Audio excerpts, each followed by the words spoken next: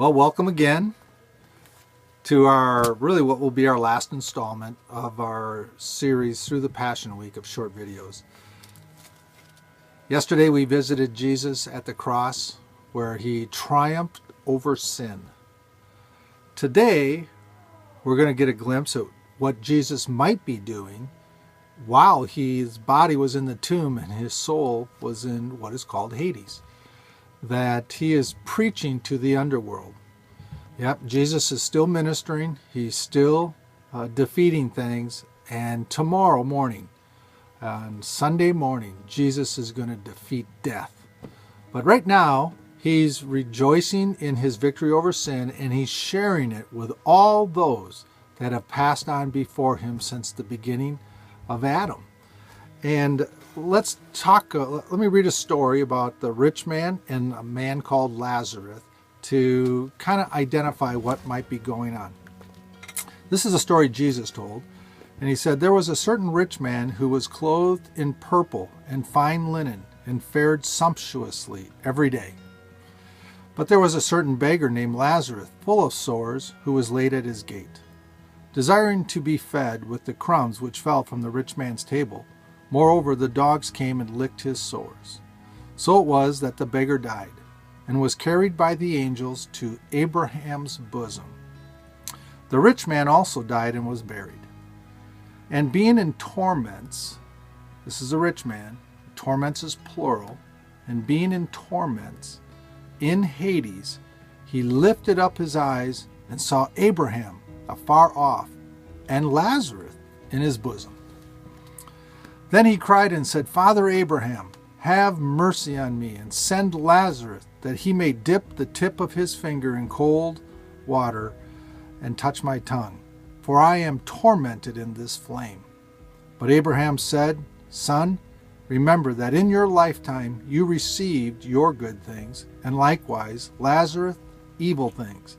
But now he is comforted, and you are tormented.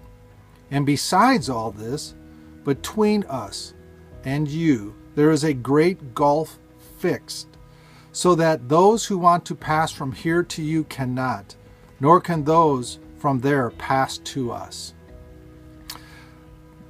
So we see here that the rich man was in Hades, but so was Abraham and Lazarus. They were in Hades too. So Hades had two compartments.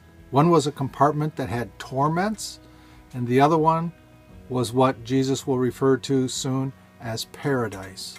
They could see each other and even talk to each other, but they couldn't cross over one to another. I think it's interesting that this rich man asked Abraham to use Lazarus as a rich man's delivery boy to bring him water. Still not humbled, still thinking he should be served, he was there in torment. Lazarus, who probably would have been willing to serve, was restricted because of the gulf between them. It just shows you the heart of the two different types of people that are in each place.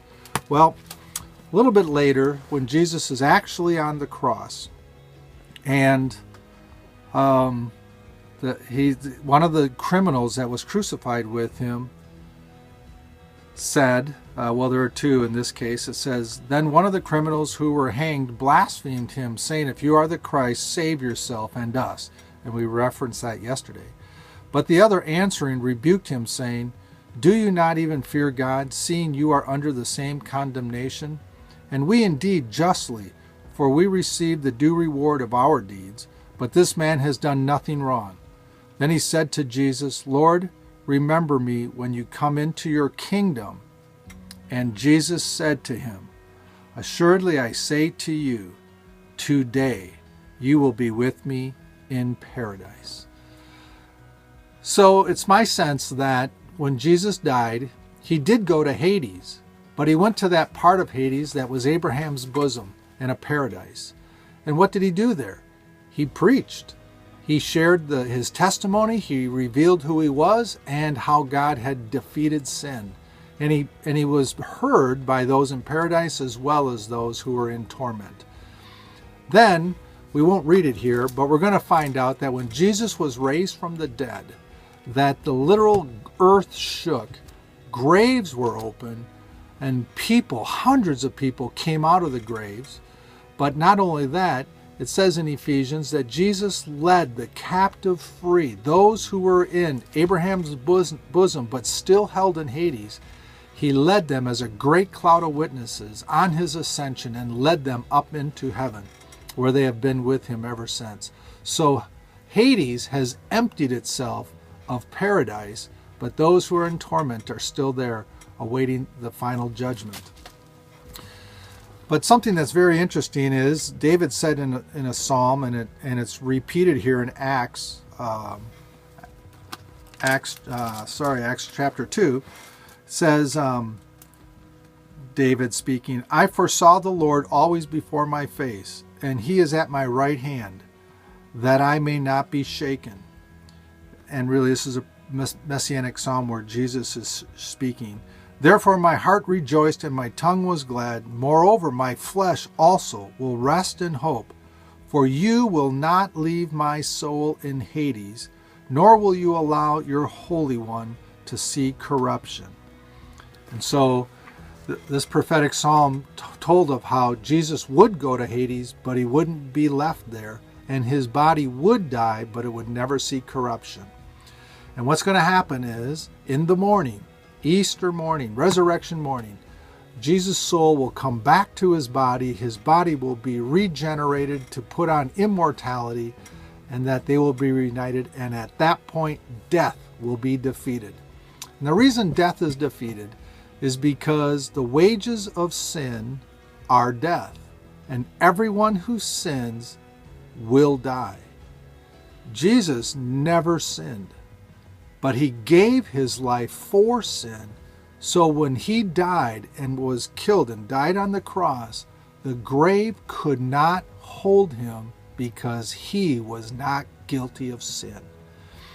So he lived a righteous life, gave his life for you and me, and then he was raised from the dead and defeated death by never sinning, and the grave could not hold him.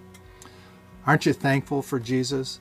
As we walk with him through this week, isn't it just a wonderful thing to recognize how faithful he was, how he had you and me in mind, and that he lived a perfect life, offering himself in obedience, in suffering, in discipline, in hardships, and ultimately in sacrifice, so that you and I could be with him forever. It's wonderful. It's the greatest story that's ever been told. It's true. There are witnesses. There's evidence. There's no reason to doubt it. It's held up for centuries, and it will always hold up.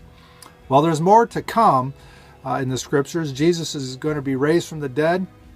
The stone's going to be rolled away, not to let Jesus out, but to let the disciples in to see that he is no longer in the grave, that the grave couldn't hold him. And then he's going to commission his church. He's going to pour out his Spirit. The church is going to go throughout the earth. That's what we're doing right now. That's what you can be a part of. And his glory is going to fill the earth. And the time will come when this resurrected Lord with the saints will come again and set this entire earth free. It's a great time.